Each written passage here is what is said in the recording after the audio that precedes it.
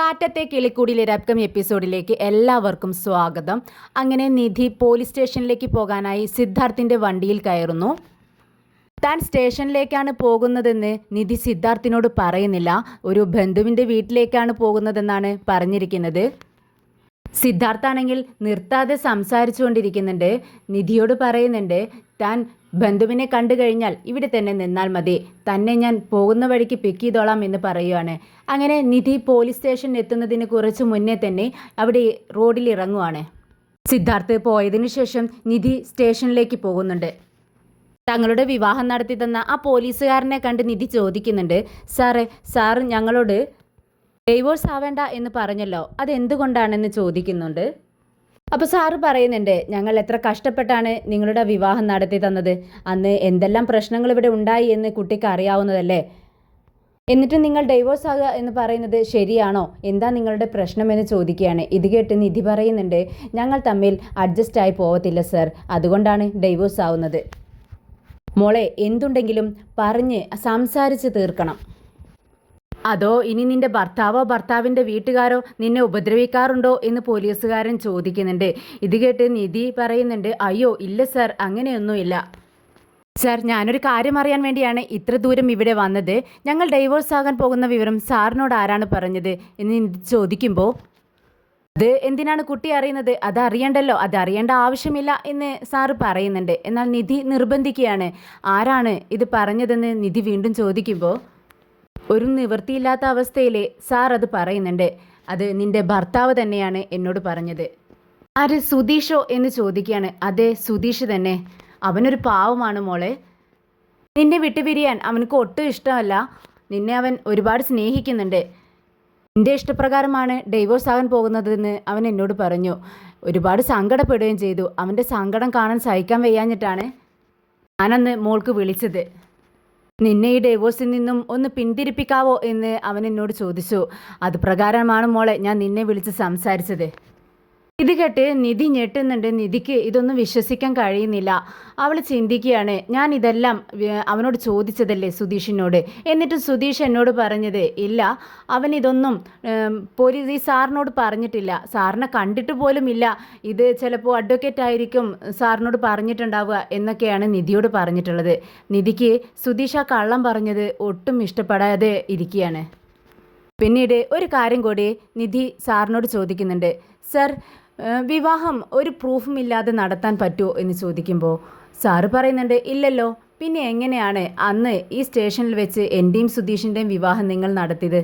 ഇത് കേട്ട് ആ സാറൊന്ന് ആലോചിക്കുന്നുണ്ട്. എന്നിട്ട് പറയുന്നുണ്ട്, മോളെ നിൻ്റെ ID പ്രൂഫ്, അതായത് ആധാർ കാർഡ്, അന്ന് നിൻ്റെ ഭർത്താവ് തന്നെയാണ് എന്നെ കാണിച്ചത്. നിധിക്കത് വിശ്വസിക്കാൻ കഴിയുന്നില്ല. വീണ്ടും സാറിനോട് ചോദിക്കുന്നുണ്ട്, സുധീഷ് എൻ്റെ ID പ്രൂഫ് സാറിന് കാണിച്ചു തന്നോ എന്ന് ചോദിക്കുമ്പോൾ, അതേ മോളെ, നീ പറഞ്ഞത് ശരി തന്നെയാണ്, ഒരു ID പ്രൂഫും ഇല്ലാതെ ഒരു വിവാഹം നടത്തി വയ്ക്കാൻ കഴിയില്ല. ആ സമയത്താണ് നിൻ്റെ ഭർത്താവ് നിൻ്റെ ID പ്രൂഫ് എനിക്ക് കാണിച്ചു തന്നത്. അവൻ്റെ ഫോണിലുള്ള ആധാർ കാർഡാണ് എനിക്ക് കാണിച്ചു തന്നത്. അത് പ്രകാരമാണ് നിങ്ങളുടെ വിവാഹം ഞങ്ങൾ രജിസ്റ്റർ ചെയ്തത്. നിധിക്ക് ഇതൊന്നും വിശ്വസിക്കാൻ കഴിയുന്നില്ല. എത്രയോ ദിവസങ്ങൾ ഒരു ഹോസ്റ്റലിൽ താമസിക്കാൻ വേണ്ടി നിധി ID പ്രൂഫ് ഇല്ലാതെ നടക്കുമ്പോഴെല്ലാം സുധീഷ് തന്നോടൊപ്പം ഉണ്ടായിരുന്നല്ലോ എന്നും കയ്യിൽ ID പ്രൂഫ് ഉണ്ടായിട്ടും തന്നോടത് പറഞ്ഞില്ലല്ലോ എന്നൊക്കെ വിചാരിച്ച് നിധിക്ക് ദേഷ്യം വരികയാണ്. സാറി പറയുന്നതൊക്കെ സത്യമാണോ എന്ന് നിധി ചോദിക്കുന്നുണ്ട്. ഇത് കേട്ട് ആ പോലീസുകാരൻ പറയുന്നുണ്ട്, എന്തിനാ മോളെ ഞാൻ നിന്നോട് കള്ളം പറയുന്നത്, നിൻ്റെ ആധാർ കാർഡ് വേണമെന്ന് പറഞ്ഞപ്പോൾ ആ പയ്യനാണ് എൻ്റെ കയ്യിലുണ്ട് സാർ എന്ന് പറഞ്ഞുകൊണ്ട് തൻ്റെ ഫോണിലുള്ള ആധാർ കാർഡ് എന്നെ കാണിച്ചത്. ഇത് കേട്ടതും നിധിക്ക് ആകെ ഷോക്കാവുകയാണ്. സങ്കടവും ദേഷ്യവും എന്തൊക്കെയോ ഭാവങ്ങൾ നിധിയുടെ മുഖത്ത് അങ്ങനെ മിന്നി മറയുന്നുണ്ട്. അങ്ങനെ നിധി റോഡിലൂടെ ഇറങ്ങി നടക്കുന്നതിനിടയിൽ പഴയ കാര്യങ്ങളൊക്കെ ഇങ്ങനെ ആലോചിക്കുന്നുണ്ട്. സുധീഷ് സ്റ്റേഷനിൽ വെച്ച് തന്നോട് കള്ളം പറഞ്ഞതെല്ലാം ആലോചിക്കുകയാണ്. ഇത് ഒരു ഒറിജിനൽ കല്യാണമല്ല, ഒരു ഡ്യൂപ്ലിക്കേറ്റ് കല്യാണം മാത്രമാണ്. നമ്മളൊരു താലി കെട്ടുന്നു, ഇത് വെറുതെ അച്ഛൻ്റെ മുന്നിൽ പ്രദർശിപ്പിക്കാൻ വേണ്ടി മാത്രം, അവരെ വിശ്വസിപ്പിക്കാൻ വേണ്ടി മാത്രമുള്ള ഒരു വിവാഹമാണ്, നീ പേടിക്കണ്ട എന്നൊക്കെ പറഞ്ഞ് അവളെ ആശ്വസിപ്പിച്ചിരുന്നതൊക്കെ നിധി ഇങ്ങനെ ഓർക്കുകയാണ്. അതായത് സുധീഷ് തന്നെ ചതിക്കുകയായിരുന്നു എന്ന് നിധി അപ്പം മനസ്സിലാക്കുകയാണ്. അത് നിധിക്ക് ഒട്ടും സഹിക്കാൻ കഴിയുന്നില്ല. നിധി കരഞ്ഞുകൊണ്ടാണ് നടക്കുന്നത്. പെട്ടെന്ന് സിദ്ധാർത്ഥിൻ്റെ കാറ് നിധിക്കരികിൽ കൊണ്ടുവന്ന് നിർത്തുന്നുണ്ട്. നിധിയോട് ചോദിക്കുന്നുണ്ട്, അല്ല നിധി, നീ എവിടെ നോക്കിയാണ് നടക്കുന്നത്? നീ ഇവിടെയൊന്നും അല്ലേ, കാറ് നിന്റെ ദേഹത്ത് തട്ടിയനെ എന്ന് പറയുമ്പോൾ സോറി സാർ എന്ന് നിധി പറയുന്നുണ്ട്. എന്നാൽ വണ്ടിയിലേക്ക് കയറി, ഞാൻ നിന്നെ അവിടെ ഓഫീസിലെത്തിക്കാം എന്ന് പറയുന്നു. എന്നാൽ നിധി സമ്മതിക്കുന്നില്ല. വേണ്ട സാർ, ഞാൻ ബസ്സിൽ പോയിക്കൊള്ളാം എന്ന് പറയുന്നുണ്ട്. എന്നാൽ സിദ്ധാർത്ഥ് ആണെങ്കിൽ സമ്മതിക്കുന്നില്ല. സിദ്ധാർത്ഥ് ഇങ്ങോട്ട് വണ്ടിയിലേക്ക് കയറി നിധി, ഞാൻ അങ്ങോട്ടേക്കല്ലേ, എന്തിനാണ് വെറുതെ ബസ്സിലൊക്കെ പോകുന്നതെന്ന് പറയുമ്പോൾ ഒരു നിവൃത്തിയില്ലാതെ നിധി കാറിലേക്ക് കയറുകയാണ്. കാറിൽ കയറിയിട്ടും നിധി പോലീസുകാരൻ പറഞ്ഞത് തന്നെ ആലോചിച്ചുകൊണ്ടിരിക്കുകയാണ്. കാറിൽ ഇരുന്നു കൊണ്ട് നിധി പോലീസുകാരൻ പറഞ്ഞതൊക്കെ ഇങ്ങനെ ആലോചിച്ചുകൊണ്ടിരിക്കുകയാണ്. സ്റ്റേഷനിൽ വെച്ച് തങ്ങളുടെ വിവാഹം കഴിഞ്ഞതും മാരേജ് സർട്ടിഫിക്കറ്റ് കിട്ടിയതും എല്ലാം ചിന്തിച്ചുകൊണ്ടിരിക്കുമ്പോൾ നിധിക്ക് തോന്നുന്നുണ്ട്, സുധീഷ് തന്നെ ചതിച്ചതാണോ? പെട്ടെന്ന് സിദ്ധാർത്ഥ് ചോദിക്കുകയാണ്, അല്ല നിധി, നീ എന്താ ഇങ്ങനെ ഇരിക്കുന്നത്? മുഖം വല്ലാതിരിക്കുന്നല്ലോ, ആർ യു ഓക്കെ എന്ന് ചോദിക്കുമ്പോൾ ഞാൻ ഓക്കെയാണ് സാർ എന്ന് നിധി പറയുന്നുണ്ട്. എന്തോ ടെൻഷനോടെ ഇരിക്കുന്നത് പോലെ തോന്നുന്നല്ലോ. ഏയ് ഒന്നുമില്ല എന്ന് നിധി പറയുമ്പോൾ, അല്ല എന്തോ ഉണ്ട്, പറ നിധി എന്ന് പറയുമ്പോൾ, അല്ല ഞാൻ എൻ്റെ സ്വന്തക്കാരെയൊക്കെ കണ്ടിട്ട് വരുമല്ലേ, അതിൻ്റെ ഒരു ടെൻഷൻ. ഓക്കെ എന്ന് പറഞ്ഞുകൊണ്ട് സിദ്ധാർത്ഥ് ഡ്രൈവ് ചെയ്തുകൊണ്ടിരിക്കുകയാണ്. എന്നാൽ ഇതേ സമയം നമ്മുടെ നിധിയുടെ മുഖത്ത് വളരെ സങ്കടവും ദേഷ്യവും ഒക്കെ ഇങ്ങനെ ഭാവങ്ങൾ ഇങ്ങനെ മിന്നി മറയുകയാണ്. ഇത് നമ്മുടെ സിദ്ധാർത്ഥ് കാണുന്നുണ്ട്. എന്ത് പറ്റി നിധി, എന്താണ് പ്രശ്നം, എന്നോട് പറയാൻ പറ്റുന്നതാണെങ്കിൽ പറ എന്ന് പറയുമ്പോൾ നിധി പെട്ടെന്ന് പറയുന്നുണ്ട്, അല്ല എൻ്റെ റിലേറ്റീവ്സൊക്കെ ഞാൻ എൻ്റെ ബന്ധുവിൻ്റെ വീട്ടിൽ താമസിക്കുന്നത് അവർക്ക് ഇഷ്ടമല്ല. എന്തിനാണ് അവിടെ താമസിച്ച് ഇങ്ങനെ ജോലിക്ക് പോകുന്നതെന്ന് എന്നോട് ചോദിച്ചു. അതെനിക്ക് ഇഷ്ടപ്പെട്ടില്ല എന്ന് പറയുകയാണ് നിധി. ഓ, അതിനാണോ ഇങ്ങനെ സങ്കടപ്പെടുന്നത്? എന്നാൽ ശരി, നീ വേറെ എവിടെയെങ്കിലും ഏതെങ്കിലും ഒരു അപ്പാർട്ട്മെൻ്റ് എടുത്ത് താമസിച്ചോളൂ എന്ന് പറയുമ്പോൾ നിധി പറയുന്നുണ്ട്, ഇല്ല സാർ, ഞാൻ അങ്ങനെ ചിന്തിച്ചിട്ടുണ്ടായിരുന്നില്ല, ഇനി ഞാൻ ആലോചിച്ചിട്ട് എങ്ങനെ എന്തെങ്കിലും ചെയ്യാൻ പ്ലാൻ ചെയ്യുന്നുണ്ടെന്ന് പെട്ടെന്ന് നിധി പറയുകയാണ്. ഞാൻ നിന്നെ പിക്ക് ചെയ്യാൻ വേണ്ടിയാണ് പെട്ടെന്ന് എൻ്റെ ജോലിയെല്ലാം തീർത്ത് ഇങ്ങോട്ട് വന്നതെന്ന് സിദ്ധാർത്ഥ് പറയുകയാണ്. ഇത് കേട്ട് നിധി പറയുന്നുണ്ട്, എന്തിനാ സാർ എനിക്ക് വേണ്ടി ഇത്രയും ബുദ്ധിമുട്ടിയത്? അത് വേണ്ടായിരുന്നു. ഇത് കേട്ട് സിദ്ധാർത്ഥ് പറയുന്നുണ്ട്, ഓ എന്നിട്ട് വേണം ഈ ബസ്സിലൊക്കെ തൂങ്ങി പിടിച്ച് നീ അങ്ങോട്ടേക്ക് പോവാൻ? അതിൻ്റെ ആവശ്യമില്ല, അങ്ങനെ ആയിരുന്നെങ്കിൽ എനിക്ക് വിഷമമായിരുന്നേനെ എന്ന് സിദ്ധാർത്ഥും പറയുന്നുണ്ട്. പിന്നീട് സിദ്ധാർത്ഥ് ഇങ്ങനെ സംസാരിച്ചുകൊണ്ടിരിക്കുന്നുണ്ട്. പക്ഷേ നിധി ഇതൊന്നും കേൾക്കുന്നില്ല. നിധി മറ്റൊരു ലോകത്താണ്. നിധി ആകെ ടെൻഷനിലാണ്, എപ്പോഴും പൊട്ടിത്തെറിക്കാവുന്ന ഒരവസ്ഥയിലാണ് ഇരിക്കുന്നത്. വീടെത്താനായപ്പോൾ നിധി പറഞ്ഞു, ഇവിടെ നിർത്തിയാൽ മതി സാർ. അതെന്താ നിധി, നിൻ്റെ വീട് എത്താറായിട്ടില്ലല്ലോ, കുറച്ച് ദൂരം കൂടിയില്ലേ എന്ന് പറയുമ്പോൾ നിധി പറയുന്നുണ്ട്, ഞാൻ ഇവിടെ നിന്ന് നടന്നു പോയിക്കോളാം സാർ ബുദ്ധിമുട്ടേണ്ട. അതെന്താ നിധി, നിൻ്റെ വീട് വരെ വരുന്നത് കൊണ്ട് നിനക്ക് ബുദ്ധിമുട്ടുണ്ടോ എന്ന് ചോദിക്കുകയാണ്. അങ്ങനെയൊന്നും ഇല്ല സാർ എന്ന് പറയുമ്പോൾ സിദ്ധാർത്ഥ് വീട്ടിലേക്ക് ഡ്രൈവ് ചെയ്തുകൊണ്ടിരിക്കുകയാണ്. എന്നാൽ വീട്ടിലാണെങ്കിൽ നമ്മുടെ സുധീഷും സുഭാഷും നികേഷും എല്ലാവരും കൂടെ വീട് നന്നായി അലങ്കരിച്ചുകൊണ്ടിരിക്കുകയാണ്. കളർ പേപ്പറുകൾ കൊണ്ടും നമ്മുടെ ബലൂണുകൾ കൊണ്ടും ഒക്കെ നിറച്ചിരിക്കുകയാണ്. നല്ല സൂപ്പറായിട്ട് തന്നെ അവൻ അലങ്കരിക്കുന്നുണ്ട്. ഇതിനിടയിൽ നികേഷ് പറയുന്നുണ്ട്, ദേ ബലൂണ് വീർപ്പിച്ച് എൻ്റെ കവിളെല്ലാം വേദനിക്കുന്നുണ്ട് കേട്ടോ എന്ന് പറയുമ്പോൾ സുധീഷ് പറയുന്നുണ്ട്, എപ്പോഴും ഏട്ടത്തി എന്ന് പറഞ്ഞുകൊണ്ട് പിറകെ നടക്കുന്നുണ്ടല്ലോ, നിൻ്റെ ഏട്ടത്തിയോട് അത്രയ്ക്ക് സ്നേഹം ഉണ്ടെങ്കിൽ ഇതൊക്കെ കുറച്ച് സഹിക്കാമെന്ന് പറയുന്നു. ഇത് കേട്ട് നികേഷ് ഒന്നും മിണ്ടാതിരിക്കുന്നുണ്ട്. അപ്പോഴാണ് അച്ഛൻ അങ്ങോട്ടേക്ക് കയറി വരുന്നത്. ബലൂണുകൾ ചവിട്ടി പൊട്ടിക്കുകയാണ്, അറിയാതെ പൊട്ടുന്നതാണ്. പെട്ടെന്ന് അദ്ദേഹം പറയുന്നുണ്ട്, എന്താ നിങ്ങൾ ചെയ്തിരിക്കുന്നത്? നടക്കുന്ന വഴിയിലെല്ലാം ബലൂണുകൾ വീർപ്പിച്ച് വെച്ചിരിക്കുകയാണോ? എനിക്ക് ബാത്റൂമിലേക്ക് പോവാൻ വേണ്ടിയാണ് വന്നത്. നിങ്ങൾ എന്താണ് ചെയ്തിരിക്കുന്നത് എന്ന് ചോദിക്കുകയാണ്. പെട്ടെന്ന് സുഭാഷ് പറയുന്നുണ്ട്, അച്ഛാ ഒന്ന് അഡ്ജസ്റ്റ് ചെയ്തിട്ട് പോകണം, പിന്നെ അഡ്ജസ്റ്റ് ചെയ്യണു, നടക്കുന്ന വഴിയിലെല്ലാം ബലൂണുകളാണ് എന്നും പറഞ്ഞുകൊണ്ട് അതിനിടയിലൂടെ അങ്ങ് അച്ഛൻ നടന്നു പോകുന്നുണ്ട്. ഇത് കണ്ട് സുധീഷിന് ദേഷ്യം വരുന്നുണ്ട്. എന്നാൽ സുഭാഷ് പറയുന്നുണ്ട്, നീ ഒന്ന് അടങ്ങിയിരിക്കടാ, അച്ഛൻ പോയില്ലേ എന്ന് ചോദിക്കുകയാണ്. സുധീഷ് ചുറ്റും നോക്കുവാണ്. എന്നിട്ട് അഭിമാനത്തോടെ ചേട്ടനോട് പറയുന്നുണ്ട്, സുഭാഷ് ചേട്ടാ, ഇങ്ങനെയൊരു പിറന്നാൾ ജീവിതത്തിൽ അവൾ ആഘോഷിച്ചിട്ടില്ല എന്നവൾ പറയണം. അത്രമാത്രം ഉഷാറാവണം ഈ പരിപാടി. ഇത് കേട്ട് ഹരീഷ് പറയുന്നുണ്ട്, പിന്നെ കുറച്ച് ബലൂണുകളും കളർ പേപ്പറുകളൊക്കെ ഒട്ടിച്ചു വെച്ചാൽ ഇന്നേ വരെ ആഘോഷിക്കാത്ത ഒരു ബർത്ത്ഡേ ആയി മാറുമോ? ഇത് കേട്ട് സുധീഷ് പറയുന്നുണ്ട്, പിന്നെ അവളുടെ അച്ഛൻ മുൻപ് ഒരുപാട് ബർത്ത്ഡേ ആഘോഷിച്ചിട്ടുണ്ടാവും അവളുടെ വീട്ടിൽ, പക്ഷേ നമ്മുടെ വീട്ടിൽ വന്നിട്ട് ഇതാദ്യമായല്ലേ ഞാൻ ഓർത്ത് വെച്ച് അവളുടെ ബർത്ത്ഡേ ആഘോഷിക്കുന്നത്. രാവിലെ കേക്ക് കട്ട് ചെയ്തു. ഇപ്പോൾ ഒരു സർപ്രൈസ് അവൾക്ക് ഞാൻ കൊടുക്കുന്നു. ഇത് കണ്ട് അവൾ എന്നെ ഓടി വന്ന് കെട്ടിപ്പിടിച്ച് ഐ ലവ് യു എന്ന് പറയും. നീ നോക്കിക്കോ എന്ന് സുധീഷ് പറയാണ്. പുറത്തുനിന്നും കാറിൻ്റെ ഹോണടി കേട്ടപ്പോൾ സുധീഷ് ആരാണെന്ന് നോക്കട്ടെ എന്ന് പറഞ്ഞുകൊണ്ട് പുറത്തേക്ക് ഇറങ്ങുവാണ്. കാറ് നിർത്തി സിദ്ധാർത്ഥ് അതിൽ നിന്നും ഇറങ്ങുന്നത് കണ്ടപ്പോൾ തന്നെ സുധീഷിന് ദേഷ്യം വരുന്നുണ്ട്. അവൻ്റെ മുഖം മാറുന്നുണ്ട്. സിദ്ധാർത്ഥ് കാറിൽ നിന്ന് ഇറങ്ങി പെട്ടെന്ന് നിധിക്ക് ഇറങ്ങാനായി ഡോറ് തുറന്നു കൊടുക്കുകയാണ്. നിധി കാറിൽ നിന്ന് ഇറങ്ങി സിദ്ധാർത്ഥിനോട് വീട്ടിലേക്ക് കയറാൻ വേണ്ടി പറയുകയാണ്. ഇല്ല നിധി, ഞാൻ പോവട്ടെ എന്ന് പറയുമ്പോൾ ഇല്ല സർ, ഇതുവരെ വന്നതല്ലേ, കയറിയിട്ട് പോവാമെന്ന് പറയുന്നു. അങ്ങനെ അവർ രണ്ടുപേരും അകത്തേക്ക് കയറി വരുവാണ്. ഉമ്മറത്ത് നിൽക്കുന്ന സുധീഷിനെ കണ്ട് നിധിയുടെ ദേഷ്യം ഇരട്ടിയാവുന്നുണ്ട്. മുഖമെല്ലാം ചുമന്നു തുടുക്കുന്നുണ്ട്. ദേഷ്യത്തോടെ സുധീഷിനെ തന്നെ തുറിച്ചു നോക്കുകയാണ്. ഈ നോട്ടം കണ്ട് സുധീഷ് മനസ്സിൽ ചിന്തിക്കുന്നുണ്ട്, അല്ല നിധി എന്താ എന്നെ ഇങ്ങനെ നോക്കുന്നത്? സ്നേഹം കൊണ്ടാണോ? ആയിരിക്കും. അപ്പോഴേക്കും സുഭാഷ് ഏട്ടനും ഹരീഷും എല്ലാവരും പുറത്തേക്ക് വരുവാണ്. സിദ്ധാർത്ഥിനെ കണ്ടതും അകത്തേക്ക് ക്ഷണിക്കുന്നുണ്ട്. അങ്ങനെ അകത്ത് കയറിയതും ഉള്ളിലെ ഡെക്കറേഷനൊക്കെ കണ്ട് സിദ്ധാർത്ഥ് നോക്കുന്നുണ്ട്. അപ്പോഴേക്കും നികേഷ് പറയുന്നുണ്ട്, എങ്ങനെയുണ്ട് ഏട്ടത്തി ഞങ്ങളുടെ സർപ്രൈസ്? കേട്ട് നിധി അവരെ കാണിക്കാൻ വേണ്ടി ഒന്ന് ചിരിച്ചു എന്ന് വരുത്തുന്നുണ്ട്. കുറേ നേരമായി ഏട്ടത്തിയെ കാത്തിരിക്കുന്നു, ഇനി നമുക്ക് കേക്ക് കട്ട് ചെയ്യാമെന്ന് നികേഷ് പറയുന്നുണ്ട്. എന്നാൽ ഇതിനൊന്നും നമ്മുടെ നിധിക്ക് താല്പര്യമില്ല. നിധി ആകെ ദേഷ്യം വന്ന് വല്ലാത്തൊരവസ്ഥയിലാണ് നിൽക്കുന്നത്. എപ്പോൾ വേണമെങ്കിലും പൊട്ടിത്തെറിക്കാം എന്നുള്ള ഒരു സിറ്റുവേഷനിലാണ് നിധി ഇപ്പോൾ ഉള്ളത്. പക്ഷേ അതാർക്കും മനസ്സിലാവുന്നില്ല. എന്നാലും സുഭാഷ് ഏട്ടൻ ചോദിക്കുന്നുണ്ട്, മോളെ നീ ഓക്കെ അല്ലേ എന്ന്. അതെ ഓക്കെ ആണെന്ന് നിധി പറയുന്നുണ്ട്. അങ്ങനെ സിദ്ധാർത്ഥും പറയുന്നുണ്ട്, ശരി നിധി കേക്ക് കട്ടി അങ്ങോട്ടേക്ക് നടക്കുക എന്ന് പറയുമ്പോൾ സുധീഷ് ചിന്തിക്കുന്നുണ്ട്, ഓ കേക്ക് വാങ്ങിച്ചതും ഇത്രയെല്ലാം ബുദ്ധിമുട്ടിയതും ഞാൻ, എന്നിട്ട് അവൻ കേക്ക് കട്ട് ചെയ്യാൻ നിധിയോട് പറയുന്നു എന്നിങ്ങനെ അസൂയോടെ മനസ്സിൽ ചിന്തിക്കുകയാണ്.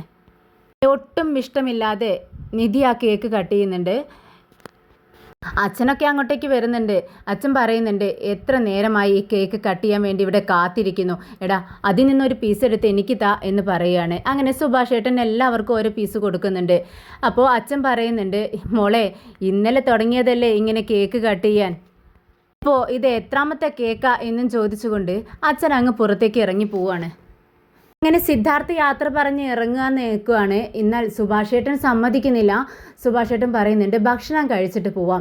അപ്പോൾ സുധീഷിന് ദേഷ്യം വരുവാണ്. എന്തിനാ സുഭാഷ് ഏട്ടൻ ഇങ്ങനെ അയാളെ സൽക്കരിക്കുന്നത്? പോവാമെന്ന് പറഞ്ഞിട്ട് അയാളെ വെറുതെ വിടുന്നില്ലല്ലോ എന്നിങ്ങനെ മനസ്സിൽ ചിന്തിക്കുന്നുണ്ട്. സുഭാഷ് ഏട്ടൻ വീണ്ടും പറയുന്നുണ്ട്, സാർ അന്ന് വന്നപ്പോൾ തന്നെ ഭക്ഷണം കഴിക്കാതെ പോയി, ഇത്തവണ ഭക്ഷണം കഴിച്ചിട്ട് ഞങ്ങൾ വിടൂ. എന്നാൽ സിദ്ധാർത്ഥ് പറയുന്നുണ്ട്, എനിക്കൊരു അർജൻറ്റ് വർക്കുണ്ടായിരുന്നു, ഞാൻ പിന്നെ വരാം എന്ന് പറയുമ്പോൾ സുഭാഷ് ഏട്ടൻ സമ്മതിക്കുന്നില്ല. അങ്ങനെ ഭക്ഷണം കഴിക്കാമെന്ന് സിദ്ധാർത്ഥ് പറയുകയാണ്. എന്നാൽ സുധീഷിന് ഇത് ഒട്ടും ഇഷ്ടപ്പെടുന്നില്ല. സുധീഷ് നിധിയുടെ മുഖത്തേക്ക് നോക്കുകയാണ്. നിധിയാണെങ്കിൽ ദേഷ്യം കൊണ്ട് സുധീഷിനെ തന്നെ തുറിച്ച് നോക്കിക്കൊണ്ടിരിക്കുക. അപ്പോൾ സുധീഷ് മനസ്സിൽ ചിന്തിക്കുകയാണ്, അല്ല ഇതെന്താ നിധിയുടെ നോട്ടത്തിൽ എന്തോ ഒരു പന്തികേട്, ഈ ഡെക്കറേഷനൊന്നും അവൾക്ക് ഇഷ്ടപ്പെട്ടില്ലേ, അതുകൊണ്ടായിരിക്കുമോ ഇങ്ങനെ നോക്കുന്നത്. അങ്ങനെ എല്ലാവരും ഭക്ഷണം കഴിച്ച് സംസാരിച്ചുകൊണ്ടിരിക്കുകയാണ്. സുഭാഷ് ഏട്ടൻ നിധിയോട് പറയുന്നുണ്ട്, അല്ല നിധി നിൻ്റെ മുഖത്തെന്താ ഒരു ടെൻഷൻ പോലെ വല്ലാണ്ടിരിക്കുന്നല്ലോ, എന്തു പറ്റിയെന്ന് ചോദിക്കുക. ഇത് കേട്ട് സിദ്ധാർത്ഥ് പറയുന്നുണ്ട്, അത് ഞങ്ങൾ ടൗണിലൊന്ന് പോയി, അതിൻ്റെ ഒരു ക്ഷീണമായിരിക്കും എന്നിങ്ങനെ പറയുമ്പോൾ സുധീഷ് പെട്ടെന്ന് ഞെട്ടുന്നുണ്ട്. എന്ത്, ഇവനോടൊപ്പം നിധി അങ്ങോട്ടേക്ക് പോയെന്നോ? എന്തിനായിരിക്കും? എന്നോട് പറഞ്ഞിരുന്നെങ്കിൽ ഞാൻ കൊണ്ടുപോകുമായിരുന്നല്ലോ എന്നൊക്കെ ഇങ്ങനെ മനസ്സിൽ ചിന്തിക്കുന്നുണ്ട്. പെട്ടെന്ന് ഹരീഷിനോടും പറയുന്നുണ്ട്, എടാ ഇവൻ ആൾ ശരിയല്ലല്ലോ, എന്തിനാ നിധിയെ കൊണ്ട് അങ്ങോട്ടേക്ക് പോയത്, ഞാൻ കൊണ്ടുപോകുമായിരുന്നല്ലോ എന്ന് പറയുമ്പോൾ ഹരീഷ് പറയുന്നുണ്ട്, നിനക്കിപ്പോൾ ഡ്രൈവിംഗ് ചെയ്യാൻ പറ്റുമോ? ഇല്ലല്ലോ, നിൻ്റെ അടുത്ത് ലൈസൻസ് ഇല്ലല്ലോ, അവർ ഓഫീസിലെ വല്ല കാര്യത്തിന് വേണ്ടി പോയതായിരിക്കും, നീ സിറ്റുവേഷൻ വഷളാക്കാതെ ഒന്ന് മിണ്ടാതിരിക്കേ എന്ന് പറയാണ്. അങ്ങനെ സിദ്ധാർത്ഥ് അവിടെ നിന്നും പോകുന്നുണ്ട്. അങ്ങനെ നിധി ആ ചെയറിൽ അങ്ങനെ ഇരിക്കുകയാണ്. അവിടുന്ന് എഴുന്നേറ്റിട്ട് പോലുമില്ല. രാത്രിയായി. സുഭാഷ് ഏട്ടൻ വന്ന്, മോളെ നിനക്ക് ചായ തരട്ടെ എന്ന് ചോദിക്കുകയാണ്. എനിക്കൊന്നും വേണ്ട എന്ന് നിധി പറയുന്നുണ്ട്. അപ്പോൾ നികേഷ് പറയുന്നുണ്ട്, ഏട്ടത്തിയുടെ ഈ ഒരു ടെൻഷനും വിഷമവും ഒക്കെ കണ്ടിട്ടാണ് സുഭാഷ് ഏട്ടൻ ഇങ്ങനെ ചോദിക്കുന്നത്. എനിക്കൊരു കുഴപ്പമില്ല, ഞാൻ ഓക്കെ ആണെന്ന് നിധി പറയുന്നുണ്ട്. പെട്ടെന്നാണ് ഹരീഷിനൊപ്പം നീതു അങ്ങോട്ടേക്ക് വരുന്നത്. കയ്യിലൊരു ബോക്സ് ഉണ്ട്, ഒരു ഗിഫ്റ്റ് ബോക്സ്. മോളെ നീതു നീ എന്താ ഈ നേരത്തെന്ന് സുഭാഷ് ചോദിക്കുന്നുണ്ട്. അത് ഏട്ടത്തിയുടെ പിറന്നാളല്ലേ, ഞാൻ അതിനാണ് ഇങ്ങോട്ടേക്ക് ഒരു ഗിഫ്റ്റ് കൊടുക്കാൻ വേണ്ടി വന്നതാണെന്ന് പറഞ്ഞുകൊണ്ട് പെട്ടെന്ന് നമ്മുടെ നിധിയുടെ അടുത്തേക്ക് ചെല്ലുകയാണ്. ഹാപ്പി ബർത്ത്ഡേ ഏട്ടത്തി എന്ന് പറഞ്ഞുകൊണ്ട് ആ ഗിഫ്റ്റ് കൊടുക്കുന്നുണ്ട്. എന്തിനായിരുന്നു ഇതൊക്കെ, വേണ്ടായിരുന്നു എന്ന് നിധി പറയുന്നുണ്ട്. എൻ്റെ ഒരു കുഞ്ഞു ഗിഫ്റ്റാണെന്ന് പറഞ്ഞുകൊണ്ട് നിധിയെ കെട്ടിപ്പിടിക്കുകയാണ്. ഇത് കണ്ട് സുധീഷ് നികേഷിനോട് പറയുന്നുണ്ട്, എടാ കണ്ടോ ഹരീഷ് ചെയ്യുന്നത്, അവൻ്റെ ഗേൾ ഫ്രണ്ടിനെ വീട്ടിലേക്ക് കൊണ്ടുവരാനുള്ള ഒരു കാരണം നോക്കിയിരിക്കുകയാണ്, പതുക്കെ കൂട്ടിക്കൊണ്ടുവന്നിരിക്കുന്നത് കണ്ടില്ലടാ എന്ന് പറയുന്നുണ്ട്. നീ ഇങ്ങോട്ടാണ് വരുന്നതെന്ന് നിന്റെ അച്ഛനും ചേട്ടനും അമ്മയൊന്നും അറിഞ്ഞില്ലേ എന്ന് സുധീഷ് ചോദിക്കുന്നുണ്ട്. അപ്പോഴാണ് സുഭാഷും പെട്ടെന്ന് അതിനെ പറ്റി ചിന്തിക്കുന്നത്. അല്ല മോളെ, അത് ശരിയാണല്ലോ, നീ ഇങ്ങോട്ട് വരുന്ന വിവരം അവരറിഞ്ഞില്ലേ, എന്തിനാ മോളെ അവരുടെ വഴക്ക് കേൾക്കുന്നതെന്ന് പറയുമ്പോൾ നീ ഇത് പറയുന്നുണ്ട്.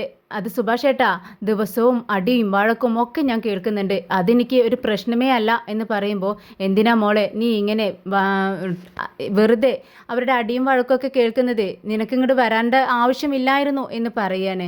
ഇത് കേട്ട് നീതു പറയുന്നുണ്ട്, ചേട്ടാ എന്നായാലും ഞാൻ ജീവിക്കേണ്ട വീടല്ലേ ഇത്, അതുകൊണ്ട് തന്നെ അതൊന്നും എനിക്കൊരു പ്രശ്നമേ അല്ല എന്ന് പറഞ്ഞുകൊണ്ട് നീതു ചിരിക്കുകയാണ്. അപ്പോൾ നിങ്ങൾ കല്യാണം കഴിക്കുമെന്ന് ഉറപ്പാണോ എന്ന് ചോദിക്കുകയാണ് സുധീഷ്. ഇത് കേട്ട് നീതു തിരിച്ചൊരു ചോദ്യം ചോദിക്കുന്നുണ്ട്. എന്താ ഞങ്ങൾ പിരിക്കാൻ പോകുന്നുണ്ടോ, അങ്ങനെ നിങ്ങൾ ഞങ്ങൾ രണ്ടുപേരെയും പിരിക്കില്ല എന്നുണ്ടെങ്കിൽ ഞങ്ങൾ വിവാഹം കഴിച്ചിരിക്കും. ഇത് കേട്ട് സുധീഷ് പറയുന്നുണ്ട്, ഓ പിന്നെ നിങ്ങളെ തമ്മിൽ തെറ്റിക്കുന്നതല്ലേ എൻ്റെ പണി. പെട്ടെന്നാണ് ഭായിയും ചാന്ദിനിയും അങ്ങോട്ടേക്ക് കയറി വരുന്നത്. ചാന്ദിനി തൻ്റെ കയ്യിലുണ്ടായിരുന്ന കവറ് നിധിക്ക് കൊടുക്കുന്നുണ്ട്. ഹാപ്പി ബർത്ത്ഡേ എന്ന് പറയാണ്. താങ്ക് യു എന്ന് നിധി പറയുന്നുണ്ട്. അങ്ങനെ അവർ സംസാരിച്ചുകൊണ്ടിരിക്കുകയാണ്. അതിനിടയിൽ സുഭാഷ് അവർക്ക് കേക്ക് കൊണ്ടുവന്ന് കൊടുക്കുന്നുണ്ട്. എല്ലാവരും സന്തോഷത്തോടെ സംസാരിച്ചുകൊണ്ടിരിക്കുകയാണെങ്കിലും നിധിയുടെ മുഖത്ത് മനസ്സിലും ടെൻഷനാണ്. ഇടയ്ക്കിടയ്ക്ക് സുധീഷിൻ്റെ മുഖത്തേക്ക് ദേഷ്യത്തോടെ നോക്കുന്നുണ്ട്. നികേഷ് എല്ലാവരെയും ഇങ്ങനെ നോക്കിക്കൊണ്ട് ഇങ്ങനെ പെറുപെറുക്കുന്നുണ്ട്. ഓ അപ്പോൾ എല്ലാവരും അവരവരുടെ ഗേൾ ഫ്രണ്ടിനെ വീട്ടിലേക്ക് കൂട്ടിക്കൊണ്ട് വന്നിരിക്കുകയാണല്ലേ, നോക്കിക്കോ അടുത്ത തവണ ഞാൻ എൻ്റെ ഗേൾ ഫ്രണ്ടുമായിട്ട് ഇങ്ങോട്ടേക്ക് വരും. ഇത് നമ്മുടെ സുഭാഷേട്ടൻ കേൾക്കുകയാണ്. ഡാ എന്താടാ നീ പറഞ്ഞത്, ദേ ചാന്ദിനി എൻ്റെ ഒരു അനിയത്തി പോലെയാണ് ഞാൻ കാണുന്നത്, വെറുതെ വേണ്ടാത്തത് പറയണ്ട കേട്ടോ. ഇത് കേട്ട് സുധീഷ് ഹരീഷിനോട് പറയുന്നുണ്ട്, നമ്മുടെ സുഭാഷേട്ടന് മാത്രം എല്ലാവരും പെങ്ങന്മാരാണ്. അപ്പോൾ ഹരീഷ് പറയുന്നുണ്ട്, അത് നമ്മൾ സ്കൂളിൽ പഠിക്കുന്നവരല്ലേ, ഇന്ത്യയിലുള്ള എല്ലാവരും നമ്മളുടെ സഹോദരന്മാരാണെന്ന്. അത് കറക്റ്റായി കൊണ്ടുപോകുന്നത് നമ്മുടെ സുഭാഷേട്ടൻ മാത്രമാണെന്ന് പറഞ്ഞ് അവർ രണ്ടുപേരും ചിരിക്കുകയാണ്. പെട്ടെന്ന് സുഭാഷേട്ടൻ ഐസ്ക്രീമുമായി വരുന്നുണ്ട്. എല്ലാവർക്കും കൊടുക്കുകയാണ്. നിധി വേണ്ട എന്ന് പറയുന്നുണ്ട്. അതിനിടയിൽ നികേഷ് ചാന്ദിനിയുടെ അടുത്തേക്ക് ചെല്ലുന്നുണ്ട്. ഞാൻ നിന്നെ മലയാളം പഠിപ്പിക്കാമെന്ന് പറയുന്നുണ്ട്. ഇത് കേട്ട് സുഭാഷ് പറയുന്നുണ്ട്, വേണ്ട, നീ അന്ന് മലയാളം പഠിപ്പിച്ചത് തന്നെ അവൾക്ക് മതിയായിട്ടാണ് ഇരിക്കുന്നത്, ഇനിയും അവളെ ബുദ്ധിമുട്ടിക്കേണ്ടെന്ന് പറയുന്നു. ഉടനെ നികേഷ് പറയുന്നുണ്ട്, ഇല്ല സുഭാഷ് ഏട്ടാ, ഞാൻ ഇന്ന് ശരിക്കും ഇവരെ മലയാളം പഠിപ്പിക്കാം. അത് കേട്ടപ്പോൾ ചാന്ദിനി സമ്മതിക്കുന്നുണ്ട്. അങ്ങനെ മലയാളം പഠിപ്പിക്കാനായിട്ട് ശ്രമിക്കുകയാണ് ചാന്ദിനിയെ. എന്നാൽ എല്ലാവരും സന്തോഷത്തോടെ ഓരോ വിശേഷങ്ങളൊക്കെ പറഞ്ഞുകൊണ്ടിരിക്കുകയാണ്. ഇടയ്ക്ക് നീതു ഐസ്ക്രീം കഴിച്ചുകൊണ്ടിരിക്കുമ്പോൾ ആംഗ്യഭാഷയിൽ ഹരീഷിനോട് നിനക്ക് വേണമെന്ന് ചോദിക്കുന്നുണ്ട്. വേണ്ട, നീ കഴിച്ചോ എന്ന് ഹരീഷും പറയുകയാണ്. എന്നാൽ ഇതൊന്നും കാണേ ഒന്നും ചെയ്യുന്നില്ല നമ്മുടെ നിധി, ഒന്നും ആസ്വദിക്കാനുള്ള ഒരു മൂഡിലുമല്ല. നിധി ആകെ ടെൻഷനോടെ ഇരിക്കുകയാണ്. സുധീഷ് ഇങ്ങനെ ചിന്തിക്കുന്നുണ്ട്, ഇതെല്ലാം കണ്ട് നമ്മുടെ നിധി ആകെ സർപ്രൈസ് ആയിട്ടുണ്ടാവും, എന്നോടുള്ള ഇംപ്രഷൻ കൂടിയിട്ടുണ്ടാവും, ഇനി എങ്ങനെയെങ്കിലും അവളോടൊന്ന് സംസാരിക്കാനുള്ള ഒരു സിറ്റുവേഷൻ ഉണ്ടാവണം, അത് ഉണ്ടാക്കിയെടുക്കണം എന്നിങ്ങനെ ആലോചിച്ചുകൊണ്ടിരിക്കുക. അങ്ങനെ കുറച്ച് കഴിഞ്ഞതും ചാന്ദിനിയും നീതുമൊക്കെ വീട്ടിൽ നിന്നും പോകുന്നുണ്ട്. ഹരീഷും നികേഷും പുറത്തിരുന്ന് സംസാരിച്ചുകൊണ്ടിരിക്കുകയാണ്. സുഭാഷ് അങ്ങോട്ടേക്ക് വരുന്നുണ്ട്. എൻ്റെ സർപ്രൈസ് കണ്ട് നീതു ആകെ ഞെട്ടിയിരിക്കുകയായിരിക്കും. രാവിലെ ഒരു സർപ്രൈസ്, വൈകിട്ടൊരു സർപ്രൈസ് തന്നെ ആയിരുന്നില്ലേ ഇന്ന്?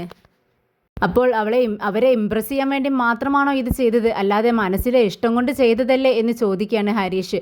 അപ്പോൾ സുധീഷ് സമ്മതിക്കുന്നുണ്ട്, അത് എൻ്റെ മനസ്സിലിഷ്ടം, അവളോട് ഇഷ്ടമുണ്ടായിട്ട് തന്നെ ഞാൻ ഇതൊക്കെ ചെയ്തത്, നീ എന്താടാ അങ്ങനെ പറയുന്നതെന്ന് ചോദിക്കുകയാണ്. ഇനി ഇതിലും വലിയൊരു സർപ്രൈസ് ഞാൻ നിധിക്ക് വെച്ചിട്ടുണ്ടെന്ന് പറയുമ്പോൾ നികേഷ് ചോദിക്കുന്നുണ്ട്, ഇനിയും സർപ്രൈസോ? അതെ, ഇനിയും സർപ്രൈസ് തന്നെ. നിധിക്ക് നൈറ്റ് ഡ്രൈവ് നല്ല ഇഷ്ടമാണ്, ഇന്ന് ഞാൻ നിധിയെ നൈറ്റ് ഡ്രൈവിന് കൊണ്ടുപോകും. ഇത് കേട്ട് ഹരീഷ് പൊട്ടിച്ചിരിക്കുന്നുണ്ട്. എന്തിനാടാ നീ ചിരിക്കുന്നത്? ഇത് കേട്ട് ഹരീഷ് പറയുന്നുണ്ട്, അല്ല സുധീഷ് ഏട്ടൻ നൈറ്റ് ഡ്രൈവിന് ഏട്ടത്തി വിളിക്കുമ്പോൾ ഏട്ടത്തി വരാൻ നിൽക്കുമല്ലേ, അതാലോചിച്ച് ഞാൻ ചിരിക്കുമായിരുന്നെന്ന് ഹരീഷ് പറയാണ്. അല്ല സുധീഷ് ഏട്ടാ, ഡ്രൈവിന് പോകുമ്പോൾ ലൈസൻസ് വേണ്ടേ? ഓ പിന്നെ ഈ രാത്രിയിൽ എന്ത് ലൈസൻസാ, എനിക്ക് ഡ്രൈവ് ചെയ്യാൻ അറിയാമല്ലോ, പിന്നെ എന്താടാ ലൈസൻസിൻ്റെ ആവശ്യമൊന്നുമില്ല എന്ന് പറയാണ് സുധീഷ്.